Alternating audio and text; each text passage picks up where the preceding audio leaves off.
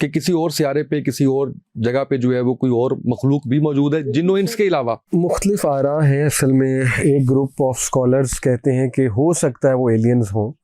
वो इस तरह से आर्ग्यू करते हैं ना कि जो उनकी शक्ल सूरत बताई गई है या जो फिज़िकल फ्यूचर्स बताए गए हैं, बड़े बड़े कान और पानी पी जाना सारा, मतलब ये ऐसी चीज़ें जो ह्यूमनली चीज़ें तो नहीं है। ठीक है, उनकी फ़िज़िकल फॉर्म से भी यही महसूस होता है। फिर जो जुल्करनैन को बताया गया उनके करतूत कि वो खूरेज़ी करते हैं, बहुत ज़्यादा कत्ल व गारत करते हैं, उससे महसूस तो कुछ स्कॉलर्स कहते हैं यही होता है कि वो ह्यूमन बींग्स नहीं है, कोई और ही क्रिएचर है। ठीक है, या हज़रत आदम की औलाद से हैं लेकिन कोई एबनॉर्मल क्रिएशन में तब्दील हो गए वो। एक तो ये राय मिलती है। एक राय जो है वो ये मिलती है कि नहीं, वो निकल चुके हैं और वो ये कॉकेशियंस हैं। कुछ स्कॉलर ज्यूज़ की तरफ इशारा करते हैं, जैसे नाम भी लेते हैं, जावेद अहमद गामदी साहब का बड़ा सिंपल ओपिनियन है। वो कहते हैं कि नहीं, वो यही कॉकेशियंस हैं, इनकी औलादें हैं, हमारे सामने फिर रहे हैं, तो बस यही याजूज माजूज हैं। इसी तरह कुछ कहते हैं कि नहीं, उन्होंने क़यामत के करीब आना है और वो होंगे इंसान ही, लेकिन कोई बहुत ही खूंखार किस्म के इंसान होंगे, हर चीज़ पर छा जाएंगे और तादाद उनकी बहुत ज़्यादा होगी।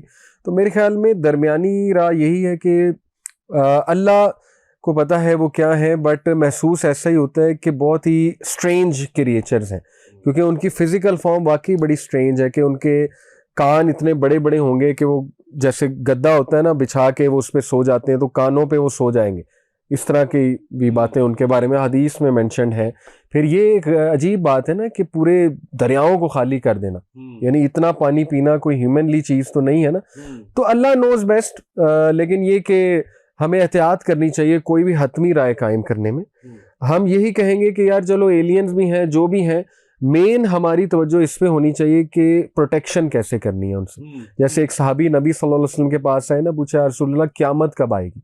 तो अल्लाह के नबी ने बड़ा स्मार्ट आंसर दिया, कहा कि what have you done for it, तुमने किया क्या है, प्रिपेयर कैसे किया अपने आप को, ये ज़्यादा इंपॉर्टेंट है। बाकी हो सकता है एलियंस हो, बड़े अजीब क्रिएचर्स हो, अल्लाह बचाए। अच्छा, हम कोशिश भी कर रहे हैं ना कि हमें किसी और उस पे अर्थ के अलावा कहीं और जो है वो कोई इस तरह की, तो इस तरह की कुछ चीज़ें, इसका कोई रेफरेंस मिलता है हमें कि हम इसके अलावा भी कोई है? Quran is very open about it. Quran तो कहता है अल्लाह जो चाहता है बनाता है। एक तो ये आयत है, ठीक है। फिर इसी तरह ये भी आयत मिलती है कि ज़मीन व आसमान में अल्लाह ने फैला दिए हैं क्रिएचर्स तुम्हारी तरह के, और जानवर फैला दिए हैं। इसी तरह 7 आसमान का तज़किरा है ना। देखिए, पहले आसमान पे नबी सल्लल्लाहु अलैहि वसल्लम की हज़रत आदम से मुलाकात हुई, दूसरे आसमान पे मेरे ख्याल हज़रत यूसुफ से गालिबन, तीसरे आसमान पे हज़रत ईसा और हज़रत याहया से। तो इसका मतलब उन आसमानों पे मखलूक़ात हैं। फिर बुराक क्या था? इस दुनिया की मखलूक तो नहीं थी ना, वो तो एक्स्ट्रा टेरेस्ट्रियल बीइंग था। एंजल्स भी टेक्निकली एक्स्ट्रा टेरेस्ट्रियल बीइंग्स हैं, यानी हमारे लिए तो एंजल्स भी एलियंस ही है ना। अब एंजल्स की क्या शक्लें, अल्लाह नोज बेस्ट। एंजल्स की सर मुख्तलिफ शक्लें आती हैं ना। हज़रत जिब्राइल तो इतने ह्यूज हैं, 600 पर, और नबी सल्लल्लाहु अलैहि वसल्लम ने उन्हें 2 बार सही शक्ल में देखा, तो हैबत तारी होगी अल्लाह के नबी सल्लल्लाहु अलैहि वसल्लम अपने वो अर्श पे तख्त पर बैठे हुए थे हज़रत जिब्राइल। सोचें क्या वो सीन होगा, अल्लाह के नबी ने देखा कि इतना बड़ा क्रिएचर। इसी तरह ऊँटों की गर्दनों वाली भी एक डिस्क्रिप्शन आती है। अबू जहल को एंजल्स नजर आए थे और वो डर गया था जब वो नबी सल्लल्लाहु अलैहि वसल्लम से झगड़ा करने आया था, लेकिन एकदम चुप हो गया। तो वो उससे फिर बाद में पूछा गया तुम्हें चुप क्यों लग गई थी? तो कहता अगर तुम देख लेते राइट लेफ्ट पे कौन खड़े थे मोहम्मद के सल्लल्लाहु अलैहि वसल्लम के, तो तुम्हें भी चुप लग जाती। तो वो ही सॉ एंजल्स। तो एंजल्स की मुख्तलिफ शक्लें हैं। फिर देखें जिन्नात हैं। जिन्नात आसमान में भी मुंसलिक हैं, जिन्नात हो सकता है स्पेस में भी हो, जिन्नात की भी कई टाइप्स हैं। तो एलियंस को आप जिन्नात कह लें, एंजल्स की कोई फॉर्म कह लें, ठीक है ना, या कोई और क्रिएचर्स कह लें, बुराक, जिन्नात के भी जानवर हैं।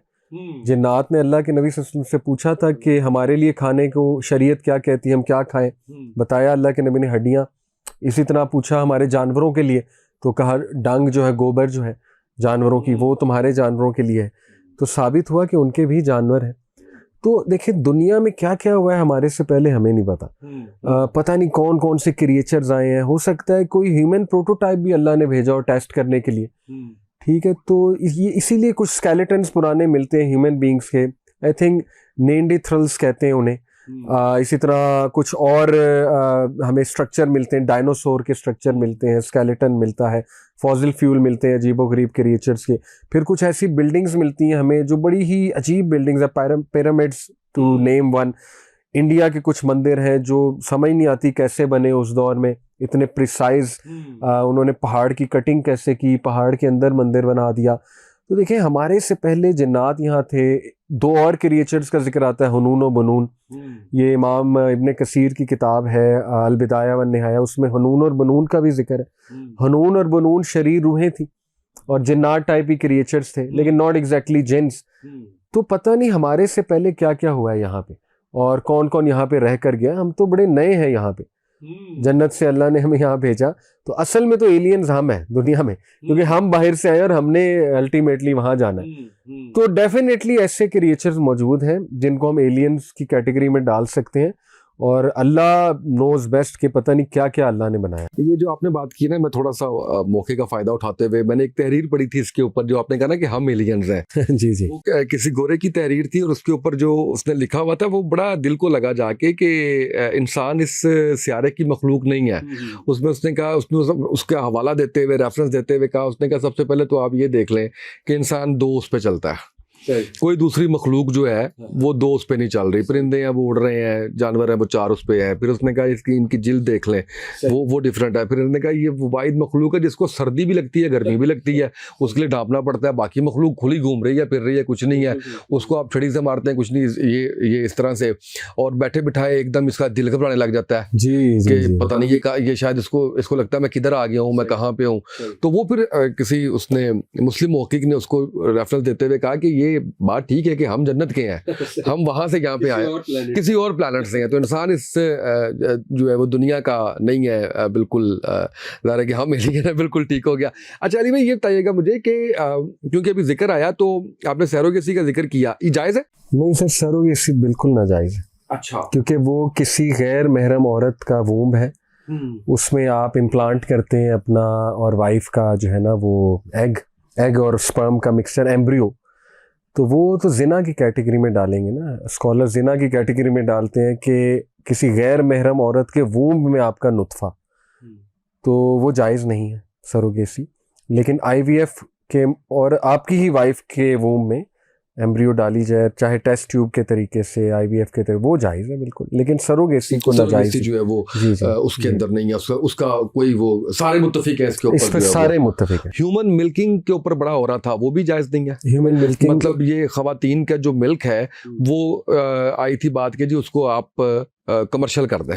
सर इसमें मैंने कभी पढ़ा नहीं, लेकिन अजीब ही बात लगती है। बादी नजर में यही लगता है कि ये जायज इसलिए नहीं कि वो ज़ाहिर है कि अगर ऐसा कुछ होता है तो उसमें वो रज़ाई बहन भाई का जो है वो उसके अंदर आ जाएगा ना। वो आपको पता ही नहीं है कि कौन आपका भाई है, कौन आपकी बहन है, तो आप शादी तो कर नहीं सकते उसके साथ। इस्लामिक पॉइंट ऑफ व्यू से मेरा ख्याल ये है। और वैसे जो है वो गैर अखलाकी, जैसे आप कह रहे हैं, ये काफी इस पे जो है वो झगड़ा बना रहा ना, इससे कोई तकरीबन कुछ 6 माह पहले इसके ऊपर काफी वो होता रहा कि ये जी इसको क्यों बैन करार दे दिया और क्यों इसके ऊपर जो है वो फतवे आ रहे हैं और वो सारा कुछ जो है वो उसके ऊपर हो रहा है। अच्छा थोड़ा सा आगे बढ़ते हैं और हमें जो है रूहें जब इकट्ठी थी सारी की सारी, वो पूरा एक हमने टाइम गुजारा था, किस तरह से था वो सारा मामला, हमें याद क्यों नहीं है? देखिए जब एक डायमेंशन से दूसरी डायमेंशन में इंसान ट्रांसफर होता है तो मेमोरी लॉस होती है, एनर्जीज का कॉन्सेप्ट है इसके पीछे। तो ये एक और डायमेंशन है, आलम इरवाह, हिडन डायमेंशन है, इंसानों की नज़रों से ओझल है, पता नहीं कहाँ है, अल्लाह नोज बेस्ट। और हमारे और उनके दरमियान एक बैरियर है जिसे बरज़ख कहते हैं। बरज़ख, जब इंसान फौत भी हो जाता है ना तो रूहें बरज़ख में चली जाती हैं, पर्दे के पीछे। ऑफ कोर्स सर, बरज़ख के पीछे फिर आलम इरवाह ही है ना। आलम इरवाह में अभी वो रूहें भी हैं जिन्होंने दुनिया में आना है और वो वहाँ है, मौजूद है। तो इसका मतलब कि वो तो अज़ल से मौजूद है वहाँ पे। उनका जब टाइम आएगा तो अल्लाह रब्बुल आलमीन फिर फरिश्ते को हुक्म देंगे कि उसको रूह को जाकर फूंको उसमें, बच्चे के खून का जो लोथड़ा है, जिस्म है, उसमें जाकर। तो इसका मतलब रूहें तो वहाँ मौजूद हैं। ठीक है। और ये भी बात दुरुस्त है, जैसे अल्लाह के नबी ने फरमाया कि रूहों ने वहीं पे आपस में दोस्ती भी कर ली थी, पहचान लिया था एक दूसरे को। और इसी की निस्बत से अक्सर जब आप किसी से मिलते हैं दुनिया में, अपनायत फील करते हैं, दोस्ती जल्दी हो जाती है। तो अल्लाह के नबी ने ये बात बताई कि ये वो रूहें हैं जिनकी वहाँ भी दोस्ती हो गई, यानी जो वहाँ भी इकट्ठी थी अब दुनिया में भी इकट्ठी है उसी निस्बत से। तो यस, वहाँ पे हम रहे, वहाँ पे मुलाकातें भी हुई, दोस्ती भी हुई, लेकिन ये इस इम्तिहान का तकाजा है कि मेमोरी रिमूव करके भेजा जाए, अदरवाइज तो it will be very clear ना। फिर तो टेस्ट क्या है, फिर अल्लाह को कौन पहचानेगा, जस्तजू कौन करेगा, हक और बातिल की जंग कौन लड़ेगा, फिर तो क्लियर हो गया ना कि हम वहां से आ रहे हैं। फिर तो एथियस्ट कोई नहीं होगा, ठीक है ना, फिर तो दावत हम किससे देंगे।